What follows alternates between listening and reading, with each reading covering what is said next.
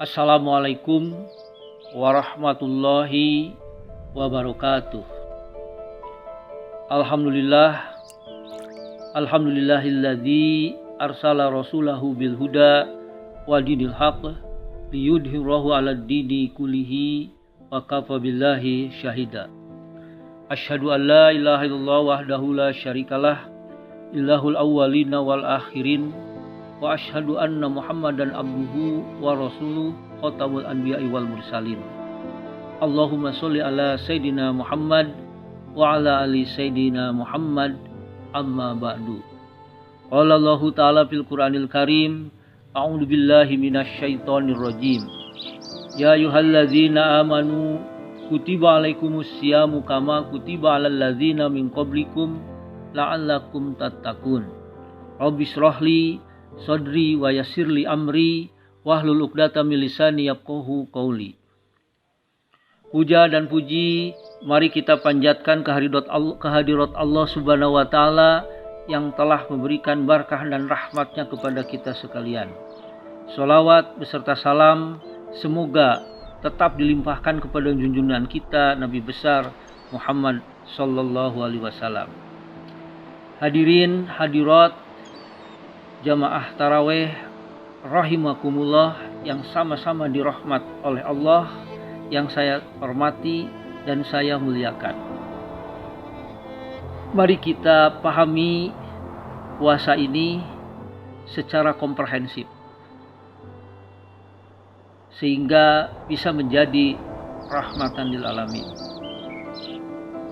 Apa maksudnya? Maksud dari memahami puasa secara komprehensif bahwa puasa itu bukan semata-mata ibadah mahdoh. Memang pada prinsipnya puasa sama dengan sholat itu merupakan ibadah mahdoh, bukan ghair mahdoh. Tetapi kalau kita teliti, telusuri, renungkan dari mana-mana puasa dan dampak daripada puasa, ternyata dalam puasa itu mengandung nilai ghair mahdoh. Hadirin jamaah tarawih yang saya muliakan, mari kita lihat. Pertama, puasa itu diwajibkan oleh Allah bukan semata-mata kepada umat Muhammad, tetapi juga kepada umat-umat sebelum Muhammad, umat-umat terdahulu. Min qablikum.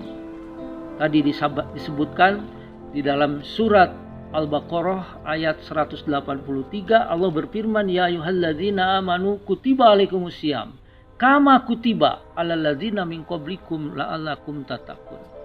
Juga diwajibkan kepada umat-umat sebelum kamu. Tujuannya adalah untuk bertakwa. Nah, disinilah ada sesuatu yang mungkin oleh kita kurang atau terlupakan, bahwa kenapa puasa itu kok diwajibkan juga kepada umat terdahulu, bukan semata-mata kepada umat Muhammad.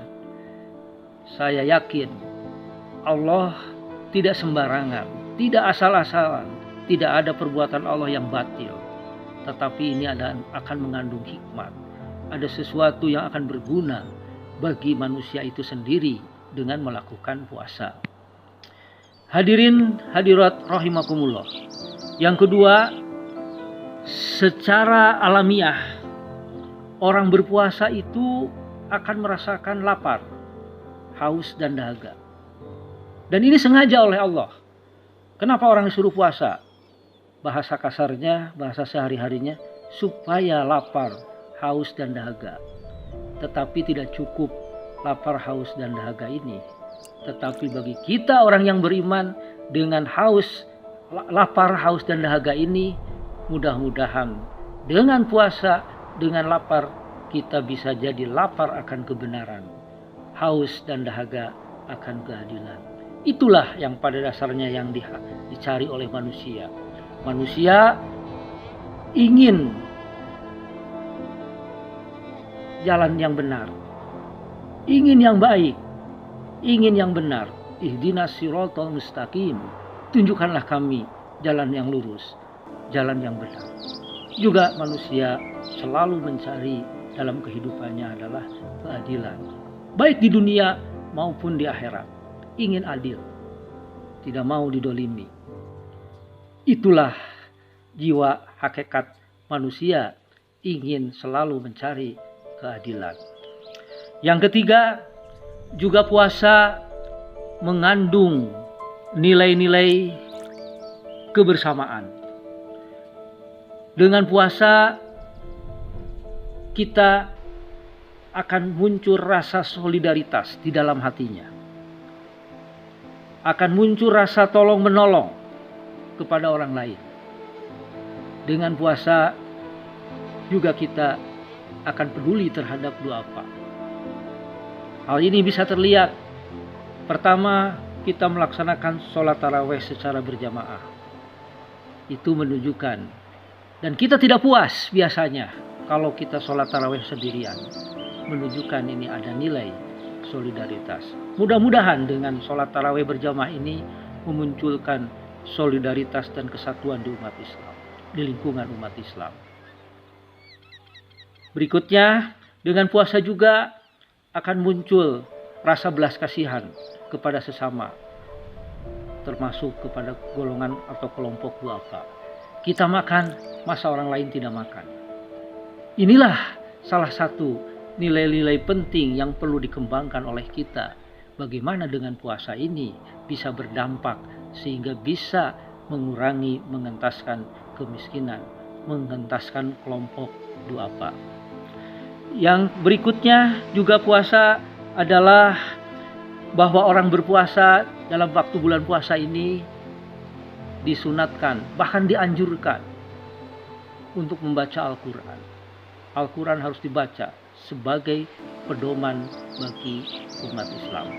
Hanya dalam membaca Al-Quran ini ada 3 cara. Pertama, membaca dengan lisan yang sudah biasa dilakukan oleh kita semua. Setiap bulan kita tadarus membaca Al-Quran dengan lisan. Tetapi jarang orang yang membaca Al-Quran dengan hati dan dengan pikiran.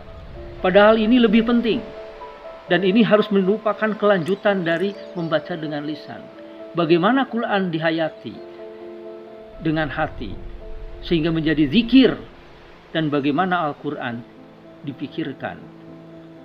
Artinya banyak ayat-ayat Al-Quran yang di ujungnya ada kata kalimat afala taqilun. Ya ulil albab, afala taqilun. Apakah kamu tidak berpikir? Ya ulil albab, wahai yang punya akal pikiran.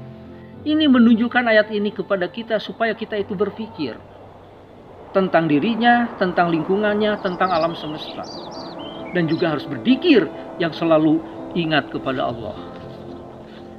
Juga berikutnya bahwa puasa ini bisa meningkatkan kualitas manusia. Yaitu tadi dalam bahasa Al-Quran disebut la'allakum tatakun. Supaya kamu itu bertakwa. Apa arti takwa? Takwa ini tiada lain adalah, kalau menurut definisi yang baku adalah melaksanakan segala perintah Allah dan menjauhi segala larangan Allah. Tapi bisa diterjemahkan ke dalam bahasa yang sederhana bahwa takwa itu adalah maju dan mundur. Maju kebaikannya, maju kesolehannya, mundur kejahatannya, mundur negatifnya. Itu adalah takwa. Dengan takwa intinya menganjurkan kepada manusia, mendorong kepada manusia supaya aktif, kreatif, dan produktif. Sehingga menjadi manusia yang paripurna, yang sempurna, sebanding antara dunia dan akhirat. Hadirin jamaah tarawih rahimakumullah yang sama-sama dirahmat oleh Allah Subhanahu wa taala. Coba kita lihat, yang puasa itu sebetulnya bukan hanya manusia, tetapi juga hewan. Coba kita lihat bagaimana suatu hewan dalam rangka meningkatkan kualitas hidupnya itu mereka melakukan puasa. Misalnya ulat. Bagaimana ulat berjuang supaya menjadi kupu-kupu. Mereka melakukan puasa. entah berapa minggu atau berapa bulan, mereka tidak makan dan tidak minum demi bisa terbang, demi bisa menjadi kupu-kupu yang indah dan bisa terbang. Demikian pula ayam, misalnya demi melahirkan generasi penerus, ayam mengeram kurang lebih 21 hari. Dia tidak makan, tidak minum. Dia kuat. Dia mau dan mampu untuk melaksanakan tugas itu demi mencapai cita-cita. Kalau bahasa untuk manusia, demi ketakwaan, demi kualitas. Itulah sifat-sifat yang menarik, hikmat-hikmat yang bisa kita ambil dari puasa itu. Dengan puasa juga mengandung arti bahwa puasa itu juga mengajarkan kepada kita supaya kita itu sederhana, supaya kita itu tidak rakus, supaya dengan puasa juga menganjurkan kepada kita supaya hidup kita itu teratur dan terukur, tidak berlebihan. Islam mengajarkan suatu keseimbangan. Khairun umur awsatuha, sebaik-baiknya masalah, sebaik-baiknya perkara adalah tengah-tengah, tidak ekstrim kiri dan tidak ekstrim kanan. Itulah Islam mengajarkan kepada kita supaya kita selalu beruntung baik di dunia maupun di akhirat. Sekian, mudah-mudahan ada manfaatnya untuk kita sekalian. Wabillahi taufik wal hidayah. Wassalamualaikum warahmatullahi wabarakatuh.